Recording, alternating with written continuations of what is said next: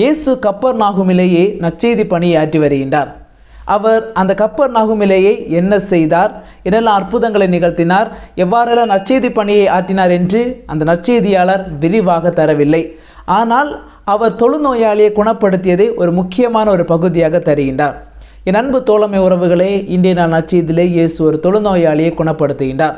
பிரியமானவர்களே, மார்க்கு நற்செய்தியாளர் இந்த ஒரு பகுதியை ஒரு முக்கியமாக ஒரு பகுதியாக தருகின்றார்.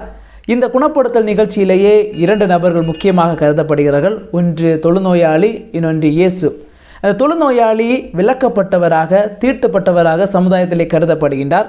அவர் யாரையாவது சந்தித்தால் அந்த நோய் பிறருக்கும் பரவும் என்ற ஒரு மனநிலையில் மக்கள் வாழ்கின்றார்கள். தொழுநோய் இல்லாத ஒரு மனிதர் தொழுநோயாளியை தொட்டால் அவரும் தீட்டுப்பட்டவராக மாறிவிடுவார் என்ற ஒரு மனநிலையில் வாழ்கிறார்கள். அவ்வாறுபட்டு சமுதாயத்தில் விலக்கப்பட்ட அந்த தொழுநோயாளி இயேசுவின் மீது நம்பிக்கை வைத்து அவர் குணப்படுத்துவார் என்று இயேசுவை தேடி வருகின்றார். அப்போது இயேசு அவர் மீது இரக்கம் கொண்டு அவர் மீது தொடுகின்றார், அவரை குணப்படுத்துகின்றார். இங்கு ஒரு முக்கியமான ஒரு செயலை நாம் பார்க்க வேண்டும். யாரெல்லாம் தொழுநோயாளியை தொடுகிறார்களோ அவர்கள் அனைவருமே தீட்டுப்பட்டவர்கள், விலக்கப்பட்டவர்களாக மாறப்படுவார்கள். ஆனால் இயேசு அந்த மனிதரை தொட்டு குணப்படுத்துகின்றார்.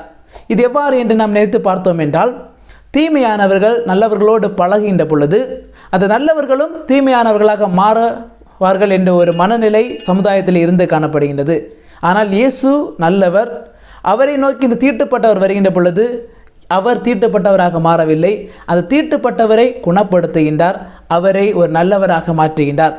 எனவே பிரியமானவர்களே, யாரெல்லாம் இயேசுவை தேடி வருகின்றார்களோ அவர்கள் பாவிகளாக இருக்கட்டும், தீமை புரிந்தவர்களாக இருக்கட்டும், நல்லவர்களாக இருக்கட்டும், கெட்டவர்களாக இருக்கட்டும், அவர்கள் அனைவருமே இயேசுவை தேடி வருகின்ற பொழுது இயேசு அவர்களை ஒரு புதிய மனிதர்களாக மாற்றுகின்றார். எனவே பிரியமானவர்களே, இயேசுவின் மீது நம்பிக்கை வைத்து அவரை தேடி வந்த அந்த தொழுநோயாளியைப் போல நாமும் அவரை தேடி வருவோம், புதிய ஒரு வாழ்வை பெறுவோம். கடவுள் நம்மை நிறைவாக ஆசீர்வதிப்பாராக.